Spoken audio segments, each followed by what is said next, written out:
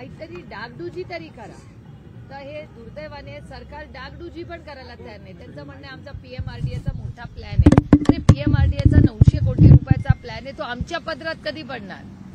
नसरापूरचे चेलाडी फाट्याचे आमचे सगळे ज्येष्ठ नागरिक असतील, शिवभक्त असतील, लाखो लोक बनेश्वरला दर्शनाला जातात, शाळांच्या सहली जातात तिथे किती वर्ष, आणि 1.5 किलोमीटरचा रस्ता कितीसाठी? त्याच्यासाठी वणवण आम्ही सगळेच गेलोय. म्हणजे कलेक्टर झालं, पीएमआरडीए झालं, जिल्हा परिषद झालं, सगळे मंत्रालय झालं, सगळं काय ठेवलं नाही आम्ही सांगत. आणि आम्हाला मागच्या वेळेस त्यांनी शब्द दिला होता की आम्ही तुम्हाला ते काम सुरू करून देतो. 1.5 किलोमीटरचा बनेश्वर मंदिराचा, नसरापूर टू बनेश्वर मंदिर एवढा 1.5 किलोमीटरचा रस्त्याला हे सरकार या सगळ्या नागरिकांना एवढं छळतंय, काय सांगू तुम्हाला. अडचण काय वाटते? आता अडचण पैसे आणि काय अडचण असू शकते? परवानगी तर नाहीचा विषयच नाही. रस्ता काही नवीन आपण मागत नाहीये, आपण काहीच मागत नाहीये. आपण फक्त विनम्रपणे विनंती करतोय की मंदिराला जाणारा 1.5 किलोमीटरचा रस्ता, त्याच्यात खड्डे आहेत, तो नीट करा, एवढीच आमची. आणि आमचं तर एवढं पण म्हणणं आहे, आणि यांच्या परवानगीने मी बोलतेय की जर 900 कोटी रुपयाचा तिथे मोठा तुम्ही काय करणार असाल तर आम्ही स्वागत करतो. त्याला 1, 2, 3 वर्ष घ्या, आम्ही समजू शकतो, मोठा निधी आहे. पण 1.5 किलोमीटरचा रस्ता खड्डे तर बुजवा, एवढं तरी करा तुम्ही. हे काय आता जास्त मागणी करतायत का मला सांगा? 2 वेळेस तुम्ही इशारा दिला होता, त्यानंतरही प्रशासनाला जाग आली नाही. तुम्ही एकदा ट्विट केलं, त्याच्यानंतर त्यांनी आश्वासन दिलं होतं. अजूनही खरं तर त्याच्यावर तोडगा नाही. दुर्दैव हे दुर्दैव. हे बघा, तुमच्या प्रश्नाचंच माझं उत्तर आहे ना, म्हणून तर इथे येऊन बसावं लागतं आज. त्यांना म्हणजे आम्हाला ह्याच्यात राजकारण आणायचं नाही, कारण का आमच्या सगळ्यांच्या निष्ठेची जागा आहे. आम्ही सगळेच बनेश्वरला रेग्युलरली जातो. आमच्या श्रद्धेचं स्थान आहे ते, आणि आमच्यात सक्त नाहीये, महाराष्ट्रातल्या लाखो लोकांच्या श्रद्धेचं स्थान आहे. कोण अडकाठी घालतंय असं तुम्हाला वाटतं? खरं तर हे सगळे कोण अडकाठी घालतंय याच्यामध्ये? ह्याचा प्रश्न तुम्ही प्रशासनाला मला कसं माहिती असेल? आता तुम्ही जिल्ह्याचे पालकमंत्री आहेत, जिल्ह्याचे पालकमंत्री अजितदादा आहेत, त्यांच्याकडे तुम्ही काय मागणी केली आहे का? दादांशी काय संवाद झाला आम्ही सरकारकडे मागणी विनम्रपणे आजही करतो, कालही करू आणि करत राहणार, शांततेच्या मार्गाकडे. आम्ही सांगतो, प्रशासन म्हणजे कोण? मायबाप सरकार सगळेच येतात त्याच्यात. प्रशासन एक माणूस नसतं, इट्स अ गव्हर्नमेंट. पण ताई, पवार कुटुंबियांमधल्या पहिले तुम्ही व्यक्ती आहात की तुम्हाला धरणे आंदोलन करावं लागतं एवढ्या वर्षात? नाही, पवारसाहेबांनी स्वतः केली, किती आंदोलनं केली आहेत. तुमचा कदाचित जन्म पण झाला नसेल तेव्हा. मतदारसंघाचा खरं तर तो प्रश्न खूप मोठा गेला, अनेक दिवसापासून तुम्ही पाठपुरावा करतात. तुम्ही प्रशासन हे करत नाही. अर्थातच ना, तुमच्या समोरच डेटा आहे ना. तुम्ही पण रिपोर्टिंग केलं, मी आंदोलन करते, तुम्ही रिपोर्टिंग करता. आपण एकत्रच पाहिलेलं आहे ना हे सगळं. तुम्ही सातत्याने नितीन गडकरींचं कौतुक करता. मी नितीन गडकरी साहेबांचं मी एवढ्यासाठीच कौतुक करते, आणि मी एकटी करत नाही. भारतातले सगळे खासदार नितीनजींचं कौतुक करतात, कारण का गडकरी साहेब पक्ष बघत नाहीत. गडकरी साहेब देशाचं हित बघतात. कुठलाही खासदार हा गडकरी साहेबांकडे गेला, आमची रस्त्याची कामं होतात. आम्ही कंप्लेंट केली तर ब्लॅकलिस्ट पण करतात कॉन्ट्रॅक्टर्स. हे खरं. आणि एवढा मोठा पालखी मार्ग, नॅशनल हायवे, पालखी मार्ग हा आपल्याच डोळ्यासमोर झाला ना. महाराष्ट्र सरकार, तेव्हा महाविकास आघाडीचं सरकार होतं, मला काही क्रेडिट घ्यायचं नाही. आता जो अच्छा कहना चाहिए, गडकरी साहेबांनी महाराष्ट्राला मदत केली का? तर केली. हे स्पष्टच आहे ना. पालखी मार्ग दिसतोच आहे ना डोळ्यांनी. आपण सगळे जातोय त्या पालखी मार्गावर. काही मात्र राज्याच्या तिजोरीवरती काही योजनांमुळे भार आलाय, त्यामुळे पायाभूत सुविधा ज्या आहेत त्या रखडल्यात. अशा पद्धतीनं नाही मात्र म्हणजे त्याचा काही परिणाम पाहायला भेटेल का मग? असे म्हणजे 1.5 किलोमीटरचे मात्र राज्यात अनेक ठिकाणी पायाभूत. मी तुम्हाला छोटी उदाहरणं देते. कालच मी इंदापूरला गेले होते. तिथे आशा आणि अंगणवाडी सेविकांचे काही प्रॉब्लेम्स होते. दौंड, इंदापूर, बारामतीच्या सगळ्या भागामध्ये युरिया आता मिळत नाहीये. त्याच्यानंतर सरकारी, हे तुमच्याच सगळ्यांच्या चॅनलवर आणि वर्तमानपत्रातली कालची बातमी आहे की सरकारी सगळ्या नेत्यांचे, मंत्र्यांचे जे पीए आहेत त्यांना पगार नाही झाले 3-4 महिने. त्याच्यानंतर लाडक्या बहिणी योजनेमध्ये वेळेवर निधी जात नाही, वेळेवर गेला तर 2100 रुपये देत नाही. सरसकट कर्ज माफी करू असं माननीय मुख्यमंत्री बोललेले तुमच्याच चॅनलवर मी पाहिलं. आता सरकार म्हणते की आम्ही कर्जमाफी करणार नाही. आता सगळा डेटा आजच वर्तमानपत्रात ही बातमी आहे बघा. प्राधिकरणाची जमिनीचे दर, आता हे जमीन किती हेक्टर विकणार आहे? 22,000 हेक्टर जागे विक्रीतून निधी उभा करणार. म्हणजे सरकारी जमीन 22,000 हेक्टर निधी उभारणी. याचा अर्थ काय, सिग्नल काय देताय तुम्ही आम्हाला की निधी उभारण्यासाठी? इंग्रजीमध्ये एक म्हण आहे, when do sell your family silver. घरात महिला सोनं आणि चांदी जेव्हा पैसे असतात तेव्हा का विकत घेऊन ठेवतात की अडचणीच्या काळात सोनं आणि चांदी विकू. जमीन ही इन्व्हेस्टमेंट आहे की नाही? ती विकताय एवढी मोठी 1000 एकर जमीन. याचा अर्थ काय की सरकारकडे पैसे आणि धोरणात्मक सरकार पण मान्य करतंय ना. त्यामुळे मला कन्फ्युजिंग असं झालंय की बजेट जेव्हा होतं आणि कुठल्याही देशाचं राज्याचं, मी काही कुठल्या व्यक्तीबद्दल बोलत नाही, मी सरकारबद्दल बोलते. आता गेले अनेक वर्ष बारामती लोकसभा मतदारसंघाच्या लोकांच्या आशीर्वादानं मला दिल्लीला जायची संधी मिळाली आणि त्याच्यामुळे हे फायनान्स मी ना फायनान्स एक्सपर्ट ना इकॉनॉमिस्ट, पण कानावर पडून अभ्यास करून एवढं तर आपल्याला सगळ्यांनाच कळतं की बजेट जेव्हा होतं त्या बजेटमध्ये अनेक गोष्टी सांगितल्या जातात. मग जर एवढे निधी पैसे बजेटमध्ये अनाऊन्स झाले तर मग ही ज्या फिस्कल डेफिसिट, तुम्हाला आठवत असेल FRBM ऍक्ट आणि फिस्कल डेफिसिट बद्दल मी किती वेळा बोललेले. आता जर FRBM ऍक्टच्या प्रमाणे फिस्कल डेफिसिट मॅनेजमेंट करायचं असेल तर हे विकावं लागतंय. याचा अर्थ फिस्कल डेफिसिट मॅनेजमेंट होत नाहीये ना, नाहीतर कशाला जमीन विकायला लागली असती. आता तर बजेट झालंय ना महाराष्ट्राचं आणि देशाचं. तुम्ही पुरंदर विमानतळाची तरी गेलते, तिथे शेतकऱ्यांचा खूप मोठ्या प्रमाणात विरोध आहे विमानतळाला. नाही, मी सातत्याने सगळ्यांना विनंती करते की चर्चा करा लोकांची, शेतकऱ्यांना कॉन्फिडन्स द्या. म्हणजे बारामतीला पण एक रस्ता चाललाय, बारामती फलटण, तिथले काही शेतकऱ्यांचे प्रश्न आहेत. आज 3 वाजता कलेक्टर ऑफिसला येणार आहेत ते. शेतकऱ्यांना विकास हवाय, लोकांना विकासाच्या विरोधात आम्ही कोणीही नाही. अपेक्षा की थोडा कॉन्फिडन्स द्या लोकांना. आता तुमच्या घराच्या इथे जर एअरपोर्ट होणार असेल तर तुमची अपेक्षा नाही का की सरकारने यावं, तुम्हाला न्याय द्यावा, बाबा काय पैसे देणार, काहीतरी चर्चा तर झाली पाहिजे. रेटून कसं चालेल? आणि हा देश कुणाच्या मनमानीनी चालत नाही, तो संविधानानेच चालणार. धरणे आंदोलन कधीपर्यंत करणार आणि काय तुमचे खरं तर आता आम्ही उठणार नाही. 1, 2, 3 आणि 4 आम्ही काय उठत नाही जोपर्यंत बनेश्वरच्या रस्त्याची वर्क ऑर्डर किंवा काहीतरी धोरणात्मक निर्णय होत नाही. आम्ही एवढं फार फसलो आम्ही या सरकारकडून आणि आम्हाला बनेश्वरच्या रस्त्याबद्दल आम्ही खूप वेळा विश्वास ठेवून सहकार्याची भूमिका ठेवली. ते आम्हाला म्हणले रस्त्याचं काम सुरू करतो, परत चला तुम्ही तुमच्यावर विश्वास ठेवू. असं किती वेळा आमचा आता विश्वासघात झालाय आणि मी कुठल्या तोंडाने यांना सांगू. आता यांनी मला विश्वास देऊन मला मतदान केलं ना, ते मला काय मागताय, 1.5 किलोमीटरचा रस्ता करून द्या. स्थानिक आमदार आहेत ना, ते आमदारांना विचारा बाबा, मला नाही माहिती. ते तो प्रश्न तुम्ही त्यांना विचारा. मी दुसऱ्याबद्दल नाही बोलायला आले. मी बनेश्वर ही आमच्या मंदिर, हे आमच्या सगळ्यांचा श्रद्धेचं स्थान आहे. 1.5 किलोमीटर विनम्र विनंती करायला शांततेच्या मार्गाने आम्ही सगळे इथे बसलेलो आहोत. आणखी प्रश्न आहे, राज्यातल्या राज्यमंत्र्यांना जे आहे ते कॅबिनेट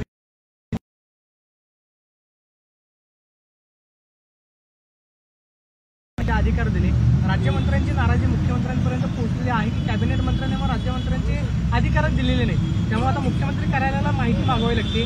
स्वतःच्याच मंत्रिमंडळामध्ये जर मुख्यमंत्री कार्यालयाला माहिती मागावी लागत असेल तर काय आलीबेल चाललं नाही असं म्हणायचं? मला असं वाटतं या प्रश्नाचं उत्तर तुम्ही माननीय मुख्यमंत्र्यांना विचारा.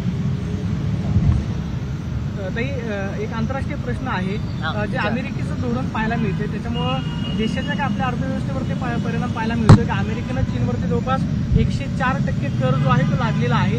त्याचे परिणाम आपल्याला आंतरराष्ट्रीय स्तरावरती पाहायला मिळतात. देशात काय परिणाम होईल? मी तुम्हाला किती दिवस सांगतेय, ज्या दिवशी टॅरिफची अनाउन्समेंट झाली त्याच्या आधीपासून मी पार्लमेंटमध्ये बोलले की एक हाय पॉवर कमिटी सेटअप करा. आज तुम्ही बघता, आज पहिल्यांदा वाणिज्य मंत्री हे स्टेक होल्डरशी बोलणार आहेत. आज पहिल्यांदा हे मी पार्लमेंटमध्ये बोललेले आहे की वाणिज्य मंत्र्यांनी पहिलं सगळ्या या जे स्टेक होल्डर्स आहेत, इम्पोर्टर्स एक्सपोर्टर्स, जे पॉलिसी आहे ज्यांना डायरेक्ट इम्पॅक्ट होतो टॅरिफ,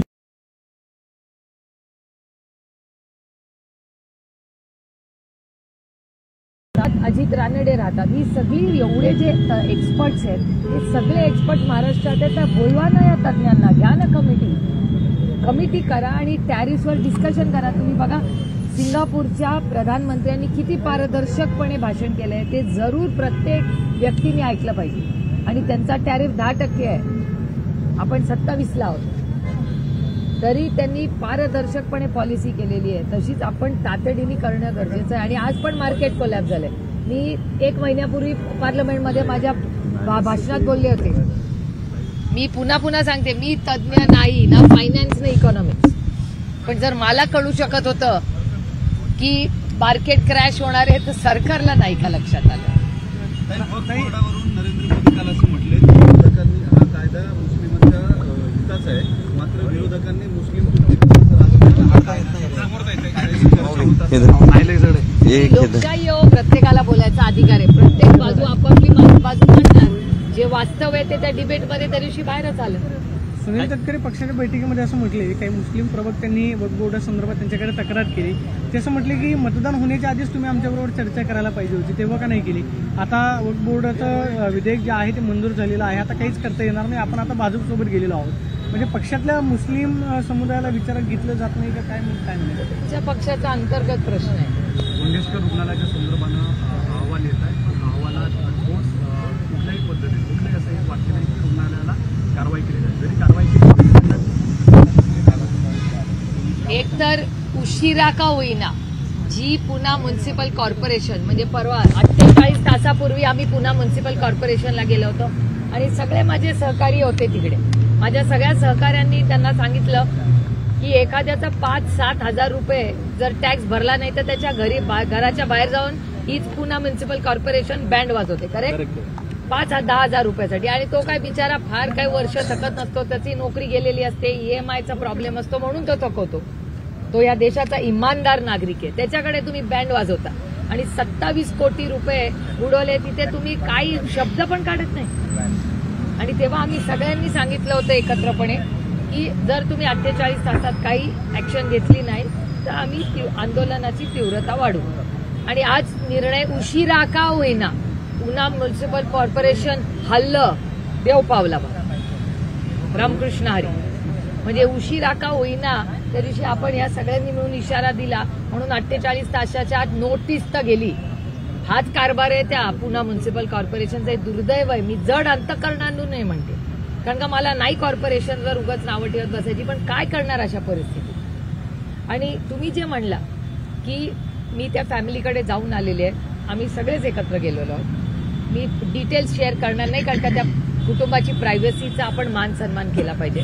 पण एक गोष्ट पारदर्शकपणे प्रकर्षाने सातत्याने बाहेर येते की डॉक्टरची तर चुकी आहे. आणि मी आजही म्हणते की ती हत्याच आहे, कारण का 5.5 तास ती बाई तिथे काळात येत होती, तिला ब्लिडिंग होत होतं, या सगळ्याचा प्रूफ आहे. तरी तुम्ही दुसऱ्या हॉस्पिटलमध्ये तयारी करून तिला पाठवता, मग ही हत्याच आहे ना. हा पहिला मुद्दा. दुसरा मुद्दा, 4-5 ऍडमिनिस्ट्रेशनचे लोकही त्याच्यात इन्व्हॉल्ड आहेत. त्याच्यामुळे डॉक्टर आणि ऍडमिनिस्ट्रेशन मेक्स द हॉस्पिटल. याचा अर्थ हॉस्पिटल त्याला जबाबदार आहे का आहे.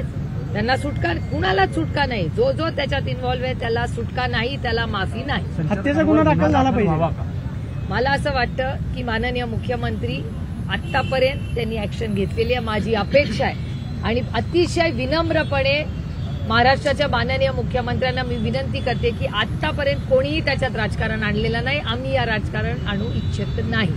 तुम्ही त्या कुटुंबाला न्याय द्या आणि असं परत ह्या छत्रपतींच्या महाराष्ट्रात होणार नाही याच्यासाठी एक हाय पॉवर्ड कमिटी करा, तज्ज्ञ घ्या त्याच्यात. आता राजेश टोपे जरी विरोधी असले तरी कोविडच्या काळात अतिशय उत्तम त्यांनी काम केलं. नागपूरमध्ये बंग फॅमिली आहे, विदर्भात अतिशय उत्तम हेल्थमध्ये काम करतात. त्यांचं माझं काय म्हणणं आहे, हे जे एक्सपर्ट्स आहेत, राजकारण बाजूला ठेवून एक ऑल म्हणजे सगळ्या विचारांची एक चांगली, ज्यांनी चांगलं काम मेडिकलमध्ये केलेलं आहे, अशा सगळ्या लोकांची एक 8-10 लोकांची कमिटी करा आणि पुढच्या एक 15-20 दिवसात एक उत्तम हेल्थ पॉलिसी द्या आणि एक SOP द्या प्रत्येक हॉस्पिटलला. हे म्हणतात ना काय ते इलेक्शनच्या वेळेस म्हणत होते, काय दूध काहीतरी दूध, आरोग्य दूध, तो आरोग्य दूध वगैरे आहे, तुम्ही द्या गॅरंटी. सरकार आहे ना दिलदार, मायबाप सरकार आहात ना तुम्ही, मायबाप सारखे वागा ना. प्रत्येक हॉस्पिटलला टार्गेट द्या की बाबा इतकं कोणी ह्या परिस्थितीत आलं तर पैसे नसले तर लगेच आत घ्या, काय पडलं सरकार उभं राहील त्यांच्याबरोबर. सरकार कशासाठी आहे मग? आरोग्य दूत म्हणता ना, एवढी मोठी स्कीम तुम्ही म्हणता, मग ती इम्प्लिमेंट का होत नाही? ती कागदावरच आहे. ताई, सर्वोच्च न्यायालयाच्या एका सुनावणीमध्ये नाही, इन्क्वायरी करून गुन्हा हा दाखल झालाच पाहिजे कुणाच्याही विरोधात. मग माझ्याकडून चूक झाली तर ती माझ्यावर पण झाली. मला एक हिअरिंग द्या, तसं त्यांना एक हिअरिंग द्या. माझं अजिबात म्हणणं नाही, त्यांचीही बाजू ऐकून घ्या. ही माझं म्हणणं, हा देश हे सगळी इन्क्वायरी संविधानाच्या चौकटीतून झाली पाहिजे. ताई, सर्वोच्च न्यायालयाच्या एका सुनावणीमध्ये राज्यपालांनी राजकीय हेतूने प्रेरित होऊन निर्णय घेऊ नये असं म्हटलेलं आहे. हा, तर याचा परिणाम महाराष्ट्राच्या राजकारणावर होईल का? कारण की आपण गेल्या महाराष्ट्राचा काही नाही. दिवसांमध्ये राज्यपाल कोश्यारींचं वर्तन पाहिलं किंवा त्यांनी घेतलेले निर्णय असतील ते तुमचा पक्ष असेल किंवा मग शिवसेना पक्ष असेल यांच्या बाबतीतले काय वाटतं त्याचा आमचं परिणाम नाही. होऊ शकतो? जिथे जिथे केंद्र सरकारच्या विरोधी विचाराचे सरकार राज्यांमध्ये तिथे हा प्रॉब्लेम दिसतोय. म्हणजे हा तामिळनाडूत दिसतो, महाविकास आघाडीचं सरकार असताना ज्याचा उल्लेख तुम्ही केला, वेस्ट बेंगॉल, या अनेक ठिकाणी आपण पाहिलेला आहे आणि डेटा आहे. आणि तामिळनाडूची जे काल जी ऑर्डर आली आहे ती आपण सगळ्यांनीच वाचलेली आणि त्याच्यात काही आश्चर्य नाही. मी कोर्टाचे विनम्रपणे आभार मानतो. ताई, राज्याचे कृषी मंत्री माणिकराव कोकाटेंनी जे विधान केलं, रामकृष्ण हरी, काल बैठकीला पण ते उशिरा आले, दादांनी पण थांबलं त्यांना. काही मुद्द्यांवर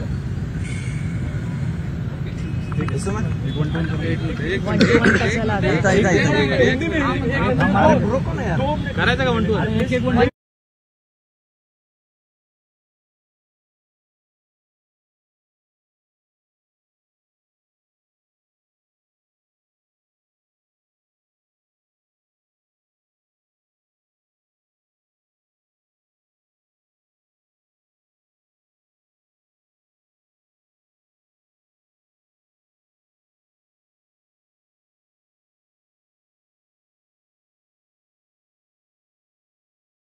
लोकसभा जो निर्वाचन क्षेत्र में है वहाँ आता है और वहाँ के ये सारे लोग वहाँ से आए हैं और 6 महीने से हमारी मांग है कि 1.5 किलोमीटर का सिर्फ रास्ता है जो मंदिर जाता है, वहाँ लाखों लोग दर्शन करने जाते हैं. वो 1.5 किलोमीटर का रास्ता आप हमें ठीक करके दो. इतनी आप छोटी सी हमारी मांग है. हमने आंदोलन किए, हमने विनती की, हमने खत लिखे, हमने फॉलोअप किया. 6 महीने से ये सारे लोग और हम वहाँ जा रहे हैं, विनती कर रहे हैं, लेकिन फिर हमने कहा कि हम आंदोलन छेड़ेंगे 1 महीने पहले. तो उन्होंने कहा आप आंदोलन मत कीजिए, हम 1.5 किलोमीटर का रास्ता दे रहे हैं. मैं budget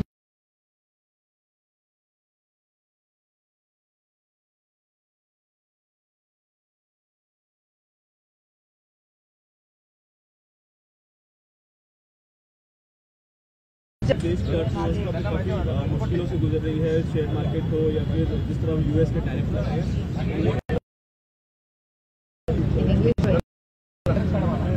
Well, tariffs was obviously a challenge which was most expected. In all our budget speeches, we had all mentioned that government needs to have a high-powered team.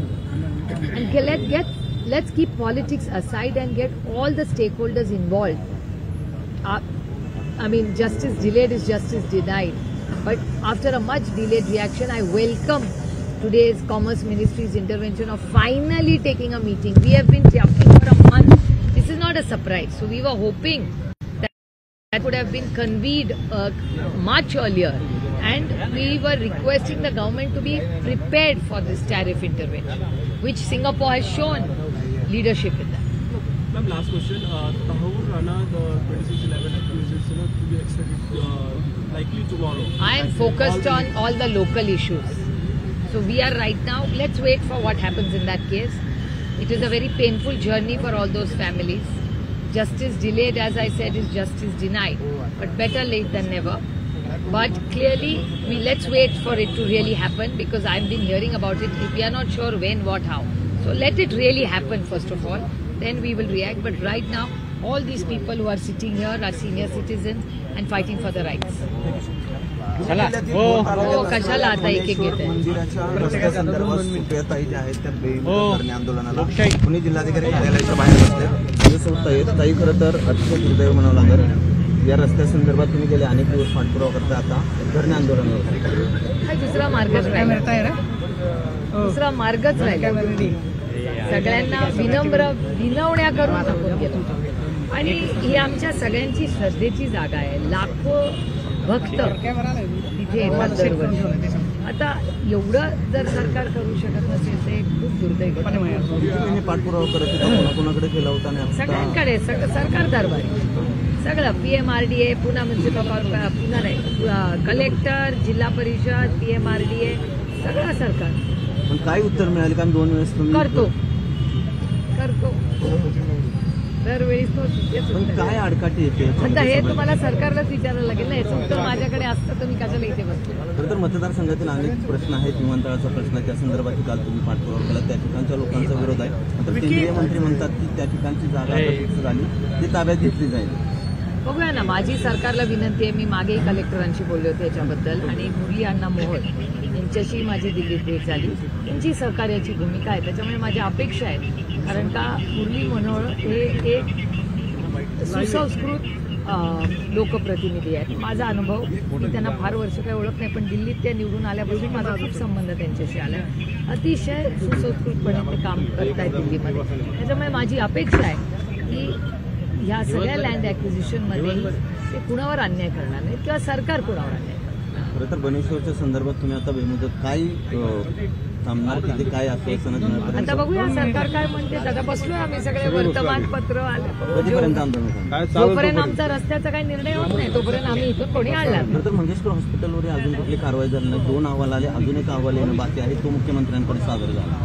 नाही, आता बघूया ना काय झालंय. कारण का आम्ही त्यांना 48 तासाची जी लिमिट दिली होती, त्याच्यात पुन्हा म्युन्सिपल कॉर्पोरेशन या सगळ्यांच्या खरं तर दबावामुळे दुर्दैव आहे की मला शब्द वापरावा लागतोय, पण ह्या सगळ्यांनी त्या दिवशी पुन्हा म्युन्सिपल कॉर्पोरेशनला लाईन घेतली, त्याच्याचमुळे आज तर नोटीस निघाली, नाही तर नोटीस निघत नव्हती. खरं तर ज्यांनी ही जागा अरे दिली, उन्हात ते बसू नका, इकडे या. खिलारी कुटुंब होतं. उन्हात बसू नका, इकडे बसा. उन्हात कशाला हॉस्पिटलला बसता? ज्यांनी सगळ्यांना इथे बोलवा. मंगेशकर सावली हॉस्पिटलला तिथे बोलवा ज्यांनी ना. जागा दिली त्या खिलारी कुटुंबियांची सुद्धा त्या ठिकाणी नाराजी व्यक्त केली. हे खूप दुर्दैव आहे का एवढे आरोप प्रत्यारोप होत आहेत. माझं म्हणणं आहे आरोप प्रत्यारोप इन्क्वायरी, पण त्या कुटुंबाला आणि दुसऱ्या कुठल्याही पुणेकरांवर किंवा तिथे जाणाऱ्या कुठल्याही व्यक्तीवर अन्याय असतो. मी आता जोपर्यंत निर्णय होत नाही तोपर्यंत रामकृष्ण हरी.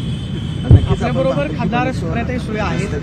ते बनेश्वरचा जो साधारणतः 1.5 किलोमीटरचा रस्ता आहे, त्या रस्त्यासाठी तुम्ही या ठिकाणी आंदोलनासाठी बसलेला